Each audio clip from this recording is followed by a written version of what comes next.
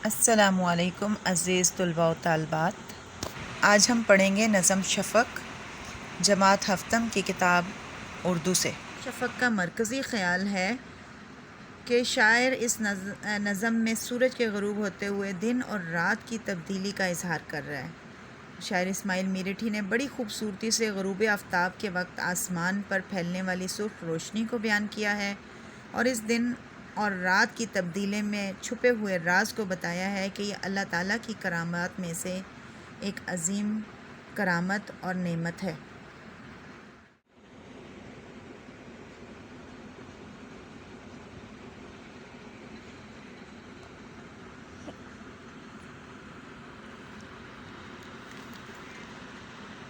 ہم نظم پڑھیں گے۔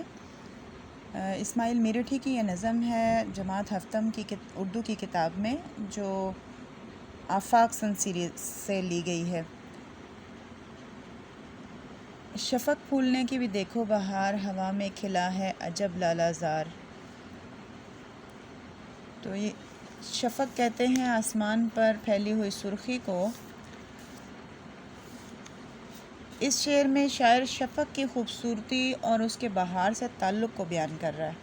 وہ کہتا ہے کہ جب ہم شفق کو دیکھتے ہیں تو ایسا لگتا ہے جیسے کوئی عجیب و غریب لالا زار ہوا میں کھل گیا ہو۔ لالا زار ایک ایسی جگہ ہے جہاں لال رنگ کے پھول کثرت سے اگتے ہیں۔ اس شعر میں شاعر شفق کو ان لال رنگ کے پھولوں سے تشبیہ دے رہا ہے جو آسمان پر پھیلے ہوئے ہیں۔ دوسرا شعر ہے اس کا، ہوئی شام بادل بدلتے ہیں رنگ، جنہیں دیکھ کر عقل ہوتی ہے دنگ۔ اس شعر میں شاعر شام کے وقت آسمان پر بادلوں کے رنگ بدلنے کا منظر بیان کر رہا ہے۔ یہاں دنگ ہونا، حیران ہونا ہے، اور کہتا ہے کہ جب شام ہوتی ہے تو بادل مختلف رنگوں میں بدلتے ہیں۔ یہ رنگ سرخ، نارنجی، پیلے، نیلے اور ارغوانی وغیرہ ہوتے ہیں۔ یہ رنگ اتنے خوبصورت اور حیرت انگیز ہوتے ہیں کہ انہیں دیکھ کر انسان کی عقل حیران رہ جاتی ہے۔ شعر نمبر 3 ہے، نیا رنگ ہے اور نیا روپ ہے، ہر ایک روپ میں یہ وہی دھوپ ہے۔ اس شعر میں شاعر دھوپ کی تبدیلی اور اس کی ثبات کو بیان کر رہا ہے۔ وہ کہتا ہے کہ دھوپ ہر دن مختلف رنگوں اور مختلف رویوں میں نظر آتی ہے۔ ایک دن یہ سرخ ہوتی ہے جیسے آگ کا شعلہ، دوسرے دن یہ نارنجی ہوتی ہے جیسے سونے کا ٹکڑا، اور تیسرے دن یہ پیلی ہوتی ہے جیسے پھول کی پتی۔ لیکن ہر رنگ اور ہر روپ میں یہ وہی دھوپ ہے جو ہمیں روشنی اور حرارت دیتی ہے۔ شعر نمبر 4 ہے، طبیعت ہے بادل کی رنگت پہ لوٹ، سنہری لگائی ہے قدرت نے گوٹ۔ اب لوٹ کا مطلب ہے پلٹنا، لوٹ کر آنا، اور یا یہاں پہ ہم شعر کے مطابق لیں گے متوجہ ہونا۔ اور گوٹ کناری یعنی گوٹا، جو عام طور پر خواتین کے کپڑوں پر لگایا جاتا ہے، وہ چمکتا ہوا نظر آتا ہے۔ تو اس شعر میں شاعر نے بادلوں کے رنگوں کو گوٹ سے تشبیہ دی ہے۔ گوٹ سونے یا چاندی کے تار ہوتے ہیں جنہیں کپڑوں پر سجاوٹ کے لیے لگایا جاتا ہے۔ شاعر کا کہنا ہے کہ جب بادل رنگ بدلتے ہیں تو ایسا لگتا ہے جیسے قدرت نے ان پر سونے یا چاندی کے گوٹ لگا دیے ہیں۔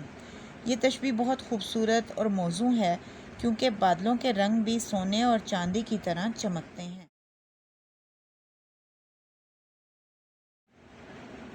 شعر نمبر 5 ہے، ذرا دیر میں رنگ بدلے کئی، بنفشی و نارنجی و چمپئی۔ شفق مغرب کے وقت آسمان پر ہونے والی سرخ روشنی کو کہتے ہیں۔ یہ روشنی سورج کی شعاعوں کے زمین کے ماحول سے ٹکرانے کی وجہ سے ہوتی ہے۔ شفق کے رنگ سورج کی پوزیشن اور ماحول میں موجود دھول اور نمی کے مقدار کے لحاظ سے بدلتے رہتے ہیں، تو کبھی وہ سرخ ہوتے ہیں، کبھی نارنجی ہوتے ہیں اور کبھی ارغوانی ہوتے ہیں۔ شعر نمبر 6 ہے، یہ کیا بھید ہے، کیا کرامات ہے، ہر ایک رنگ میں ایک نئی بات ہے۔ اس شعر میں شاعر شفق کے انہی بدلتے رنگوں کا ذکر کر رہا ہے۔ وہ کہتا ہے کہ شفق کے ہر رنگ میں ایک نئی بات ہے، ایک نیا راز ہے جو ہمیں اپنی طرف متوجہ کرتا ہے۔ یہ راز کیا ہے یہ ہمیں معلوم نہیں، لیکن یہی راز ہے جو شفق کو خوبصورت اور دلکش بنا دیتا ہے۔ شعر نمبر 7 کی طرف چلتے ہیں۔ یہ مغرب میں جو بادلوں کی ہے باڑ، بنے سونے چاندی کے گویا پہاڑ۔ باڑ کہتے ہیں قطار کو یا احاطے کو، اور اس شعر میں شاعر مغرب کے وقت آسمان پر بادلوں کے منظر کو بیان کر رہا ہے۔ وہ کہتا ہے کہ مغرب کی طرف آسمان پر بادلوں کی ایک قطار بن گئی ہے جو سونے اور چاندی کے پہاڑوں کی طرح نظر آ رہی ہے۔ یہ بادل سورج کی روشنی سے چمک رہے ہیں اور اس لیے ان کا رنگ سونے اور چاندی جیسا ہے۔ فلک نیل گوں اس میں سرخی کی لاگ، ہرے بن میں گویا لگا دی ہے آگ۔ فلک آسمان، نیل گوں نیلے رنگ کا، لاگ تعلق، ہرے بن سرسبز جنگل۔ اس شعر میں شاعر مغرب کے وقت آسمان اور جنگل کے منظر کا بیان کر رہا ہے۔ وہ کہتا ہے کہ آسمان نیلے رنگ کا ہے جو عام طور پر دن کے وقت نظر آتا ہے، لیکن اب مغرب کے وقت آسمان پر سرخ رنگ کی ایک لاگ جل رہی ہے۔ یہ سرخ رنگ سورج کی آخری شعاعوں کی وجہ سے ہے جو غروب کے وقت آسمان پر پھیل جاتی ہیں۔ جنگل بھی اس سرخ رنگ سے متاثر ہو رہا ہے۔ شاعر کہتا ہے کہ ہرے بھرے جنگل میں گویا آگ لگ گئی ہے۔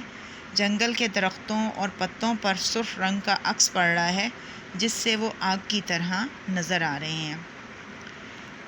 اور اس نظم کا آخری شعر ہے کہ اب آثار ظاہر ہوئے رات کے، کہ پردے جھٹے لال بانات کے۔